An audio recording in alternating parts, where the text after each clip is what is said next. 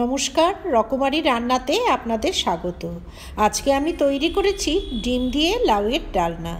অত্যন্ত সুস্বাদু এই তরকারিটি পরিবারের ছোট বড় সবার ভীষণ পছন্দ হবে। খুবই কম সময়ে এই সুস্বাদু তরকারিটি বানানো যায়। লাউয়ের ডালনা বানাবার জন্য এখানে নিয়েছি একটি মাঝারি মাপের কচি লাউ। লাউটাকে পরিষ্কার করে ধুয়ে নিয়ে ডুমো করে কেটে নিয়েছি। ইচ্ছে হলে অন্যরকমভাবেও লাউগুলোকে কেটে নেওয়া যেতে পারে। এই রেসিপির জন্য লাউটা একটু কচি হলেই তরকারির স্বাদ বেশি ভালো হবে। নিয়েছি একটা বড় সাইজের নতুন আলুগুলোকে ডুমো করে কেটে জলে ভিজিয়ে রেখে দিয়েছি। সঙ্গে নিয়েছি 4খানা মুরগির ডিম ও 1 মুঠো ধনেপাতা। সবার প্রথমে ডিমগুলোকে ভেঙে একটা বাটিতে নিয়ে নিলাম। এতে আধা চামচ নুন অ্যাড করে দিলাম, আধা চামচ হলুদ ও 1 পিঞ্চ মতো কাশ্মীরি লঙ্কা গুঁড়ো অ্যাড করে দিয়ে ডিমটা খুব ভালোভাবে ফেটিয়ে নেব। গ্যাসে কড়াই বসিয়ে দিয়ে দিলাম পর্যাপ্ত পরিমাণে সর্ষের তেল, তবে অন্য যে কোনো তেলেই রান্নাটি করা যাবে। তেলটা সমস্ত কড়াইতে খুব ভালোভাবে ছড়িয়ে দিয়ে এতে ডিমের গোলাটা ঢেলে দিলাম। হাই হিটে ডিমের গোলাটা জমে গেলে এটা খুব সাবধানে উল্টে দিলাম। অমলেটটা কিছুক্ষণ ভেজে নিয়ে এটাকে খুন্তির সাহায্যে ছোট ছোট টুকরো করে কেটে নিলাম। কিছুক্ষণ এই অমলেটের টুকরোগুলোকে বেশ লালচে করে ভেজে নিয়ে একটা থালায় তুলে নিলাম। এখানে ফোড়নের জন্য নিয়েছি আধা চামচ সাদা জিরে, 3টে শুকনো লঙ্কা, 4-5টা কাঁচা লঙ্কা চিড়ে নিয়েছি, আর আছে 2খানা তেজপাতা। অমলেটটা ভেজে নেওয়ার পর ওই কড়াইতেই আরও খানিকটা তেল ঢেলে দিলাম। তেলটা গরম হলে ফোড়ন দিলাম শুকনো লঙ্কা, তেজপাতা ও সাদা জিরে। কেটে রাখা আলুগুলো অ্যাড করে দিয়ে হাই ফ্লেমে বেশ কিছুটা সময় ধরে ভেজে নেব। সব সবজি একই রকমভাবে কেটে নিলে তরকারিটা দেখতে বেশ সুন্দর হয়।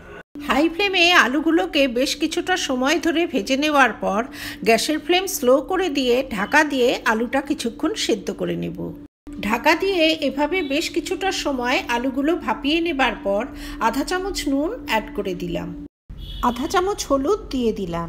নুন ও হলুদ অ্যাড করে আলুগুলোকে কিছুক্ষণ ভেজে নিয়ে এতে দিয়ে দিলাম লাউয়ের টুকরোগুলো।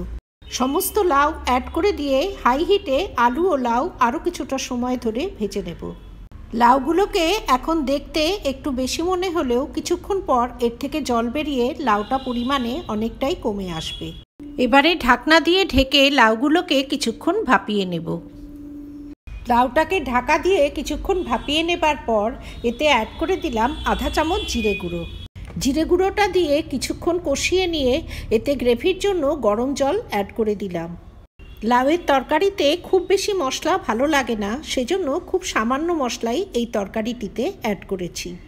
এবারে হাই হিটে ঢাকা দিয়ে তরকারিটা কিছুক্ষণ ফুটিয়ে নেব।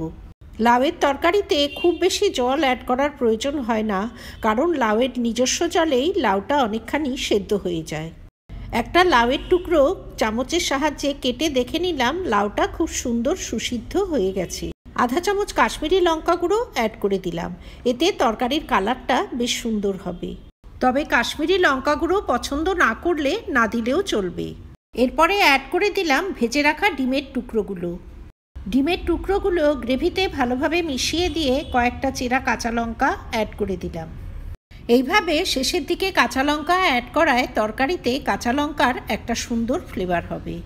আর যারা বেশি ঝাল খেতে পছন্দ করেন না তারা লঙ্কাগুলি সরিয়ে রাখতে পারবেন।